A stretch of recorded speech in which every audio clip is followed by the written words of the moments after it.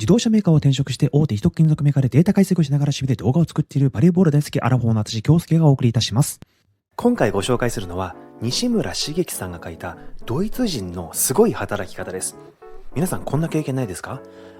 ちょっと今日体調悪いな、会社に行くのはしんどいかも、でもダメだ、私がいないと回らない業務があるし絶対に休めない、とりあえず栄養剤飲んで今日だけなんとか乗り越えないと、とか、残業が多すぎる、給料分以上の仕事絶対してるわ、っていうか会議が多すぎて自分の仕事ができるのが定時過ぎってありえないでしょとかいう経験がないですか？今までの日本の仕事のスタイルって長時間頑張って仕事をしたり、どんな時でも休まないで自分の仕事を全うするなんて人が評価されてきたんですよね。でも残念ながらこのやり方ってあんまり合理的ではないんですよね。そしてこの合理的ではない仕事を続けてきたせいで2023年に日本はドイツに GDP で負けてなんと4位になっちゃったんですよ。しかも予想では2025年にインドが日本を追い抜く可能性があるそうなんです。これさすがに危機感感じてきませんか？そんなこと私たちに取れたってしょうがないでしょ。偉い人がどうにかしてくれよって思うかもしれないんですけど、これ私たちにもできることがあるんです。それは合理的に働いている国のいい点を真似ることです。日本より労働生産性が 1.5 倍、年間の労働時間が266時間短い国、それはドイツなんですよ。そんなドイツの合理的な仕事のポイントをこれから紹介していきたいと思います。今回は分かりやすく会話形式にしてみました。登場人物は日々の仕事に追われている業務課のエミさんです。よろしくお願いいたします。よろしくお願いいたします。今回の目次はこのようになっております。丸1、ドイツ流の仕事、日本とどう違うの？丸2、ドイツ流の働き方を日本に取り入れるには。それではご覧ください。エミさん、お疲れ様です。今日もお仕事大変でしたか？お疲れ様です。もう毎日が忙しすぎて、仕事が終わっても頭の中でタスクがぐるぐる回ってて、全然休まらないんですよね。いやー、それめっちゃわかります。本当に皆さん忙しそうに働いてらっしゃいますよね。どうして私ってこんなに忙しいんだろうって皆さん思ってるはずですよね。でもこの働き方ってドイツだと全然違うのって知ってました？そうなんですか？日本とドイツの働き方ってどう違うんですか？はい、まずはこの図を見てみてください。一般的に個人のアウトプットがチームのアウトプットになり、それが会社のアウトプットにつながるっていうのはこれ日本でもドイツでも同じなんですよ。ただ日本の働き方には個人の成長とチームの成長っていう視点がこれ抜ける傾向があるんですよね。例えばアウトプットを矢印だとすると、これ成長は円の大きさなんですね。で、これ日本ではこの円の大きさが変わらないまま、ただこのね、矢印を伸ばそうとするんですよ。つまり、その場しのぎで何とかしようとする傾向がこれ強いんですよ。でもドイツは円そのものを大きくしようとするんですよね。で、これ個人が成長すれば円が大きくなって矢印も自然と太くなるんですよ。チームが成長すればチーム全体の矢印も大きくなる。結果的に会社全体のパフォーマンスも向上するというわけなんです。なるほど。じゃあ、ドイツでは個人の成長をどうやって促してるんですか？はい、ドイツでは個人の成長を促すために仕事と私生活をこれしっかりと切り分けてるんですよ。だから有給休暇もしっかり取れるし、休むことが悪いことじゃないという考えがこれ根付いてるんですね。むしろ休むことでリフレッシュしてより成長できると考えられてるんです。で、その成長が結果的にこの個人のアウトプットの向上につながるというわけなんですね。でも日本ではなかなかそうはいかないですよね。責任感が強いから休みたくても休めない雰囲気があるし。いや、そうなんですよ。日本ではその時なんとかなればいいっていう考え方がすごい強くて、短期的な視点で仕事をする傾向がありますよね。で、そのせいで無理してでも残業したりですね、サービス残業でなんとかしようとしちゃうんですね。でもこれって結局長期的に見たらこれ逆効果なんですよね。確かに、その時はアウトプットが出せるけど、結局疲れてしまって継続的に良い仕事をするのが難しくなる気がします。まさにそれです。疲労してしまうとどんどん仕事の効率が下がるし、最終的には成長どころかこれパフォーマンスの低下につながってしまうんですよね。ドイツではこうならないように長期的に成長できる環境を整えてるんですよ。そうなんですね。でも日本ではその考え方はなかなか根付かない気がしますね。そうなんですよね。日本ではその時のアウトプットしか考えない傾向が強いんですよ。例えば机が汚くてもとりあえず今の仕事が進めばいいと考えてしまうんですね。でもそれだと思考は適切に機能しなくなりますし、結果的に長期的にいいアウトプットをすることにはこれつながらないんですね。確かにデスクが散らかってると探し物をする時間も増えるし、思考の整理もできなくなる気がします。そうなんです。ドイツでは整理整頓が当たり前になっていて、業務の効率を最大化するための環境づくりが徹底されてるんですよ。無駄を省いて考える時間を確保することで質の高いアウトプットが生まれるんですよ。なるほど。環境から変えていくっていうのは意外と大切かもしれませんね。いや、そうなんですよ。それとカフェスペースの活用も重要なんですね。ドイツではオフィスにカフェスペースがあって、そこで意見を交換することでチームの成長を促してるんですよ。でも日本はこういったスペースが少なくて、結果的にチームの結束力が弱くなりやすいんですよ。確かに、ちょっとした雑談からアイデアが生まれることってありますよね。そうなんです。それと会議のやり方も違います。ドイツでは会議の後すぐに議事録を出すのが基本なんですね。情報が早く共有されるので、チーム全体のアウトプットがこれ向上するんですよ。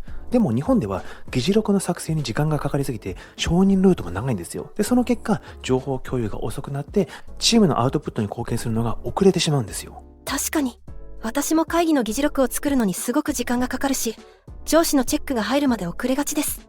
あとは業務の見える化や標準化も重要なんです。日本では自分しかできない俗人化している業務というのはこれたくさんあるんですけど、ドイツではなるべくそういう仕事の仕方をしないで標準化しようという考え方が強いんですよ。この俗人化を防ぐことで個人もチームも成長しやすくなるんですね。なるほど。こういう取り組みを少しずつでも取り入れられたら、仕事の効率も上がりそうですね。でも、ドイツの働き方が分かっても、日本で適用できるものって少ないですよね。文化も違うし、環境も違うし。確かにそのまま取り入れるのは難しいですよね。でも日本でも活用できる要素はありますよ。例えば何でしょうか？まず一番取り入れやすいのがドイツの片付けの3原則です。ドイツの片付けの3原則ですか？はい、やることはとってもシンプルです。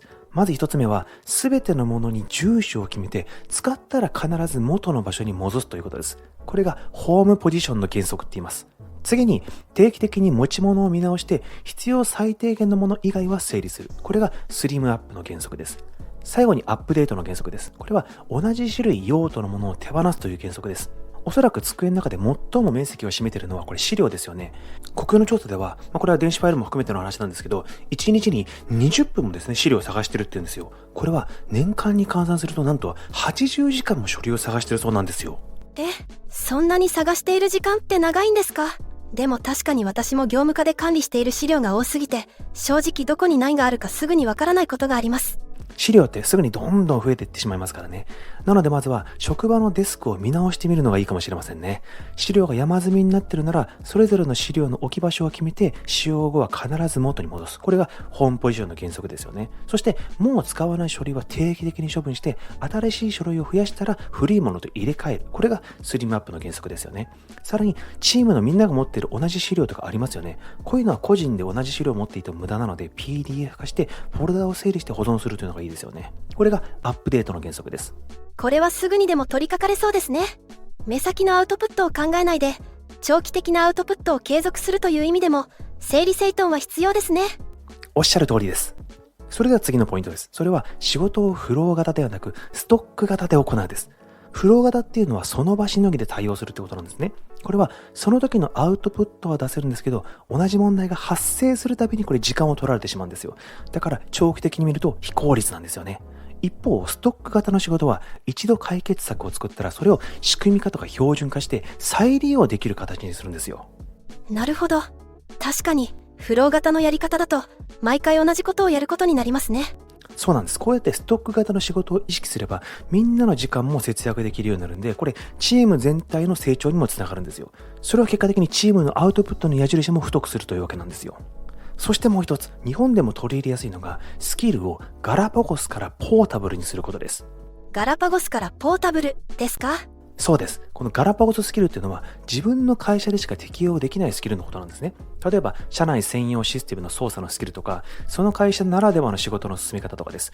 一方、このポータブルスキルっていうのは、どの業界や職種でも役立つスキルのことです。なるほど。今の職場だけでしか使えないスキルより、どこでも通用するスキルを持っていた方がいいですね。そうなんですよ。今って一つの企業にずっといられるとは限らないじゃないですか。だからスキルを一般化してどこでも通用できるようにするのはこれすごく大事なんですね。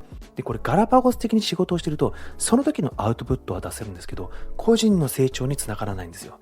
だからポータブルスキルとして知識を習得しながら仕事をするってことはこれすごい大事なんです。確かに、それなら将来のキャリアにも役立ちそうですね。そうなんです。例えばエミさんは業務家だから日々の業務をより効率的にするために IT ツールを活用するのはこれめちゃくちゃいいと思いますよ。最近は業務を自動化する RPA もすごく注目されてますよね。定型業務とか繰り返しの多い業務を RPA で自動化すれば作業時間を大幅に削減できますよ。確かに、毎回手作業でやっている業務が多いですね。例えば、毎月のレポート作成とか、経費精算のチェックとか。そうなんですよ。例えば Excel のデータの処理を RPA で自動化すると手入力の手間も減らせますし、申請業務もこのワークフローシステムを活用すれば紙とかね、メールでやり取りする必要がなくなりますね。しかも IT ツールを使いこなせるようになれば業務効率が上がるだけじゃなくて IT スキルも身につきますよね。確かに。それに、自動化でみんなの業務の時間も短縮できるから、チームの成長にも活かせそうですね。おっしゃる通りですね。さらに IT パスポートや RPA 関連の資格を取ると知識がね、これ体系的に身につくだけじゃなくてキャリアの幅も広がるんですよ。なるほど。資格の勉強にもなると考えるとモチベーションも湧きますね。いや、そうなんですよ。こうやって個人の成長とかチームの成長を考えながら日々の業務をするのがこれドイツ流の仕事の仕方なんですよね。勉強になりました。ありがとうございます。片付けの習慣、ストック型の仕事、ポータブルなスキルの習得の3つを意識して、まずは自分が成長できるように頑張ります。そしてチームの成長にも貢献したいと思います。はい、エミさん、頑張ってくださいね。はい、いかがでしたでしょうか。ドイツ流の仕事の仕方っていうのを全て取り入れるのは、日本の会社の考え方そのものを変える必要があるので、これは難しいと思うんですけど、まずは本日説明させていただいたこの3つをですね、実践してみると、皆さん自身の成長とアウトプットが変わってくると思います。どれもですね、気持ち次第ですぐにできるものなので、まずはどれか一つ明日からトライしていただけるととっても嬉しいです。参考になったかなという方は、ぜひいいねボタンを押していただけるととっても嬉しいです。時間があったら他の動画も見てあげてもいいよという方、ありがとうございます。チャンネル登録をしていただけると、最新の動画をお見逃しなく楽しんでいただけるかと思います。それではまた会いましょう。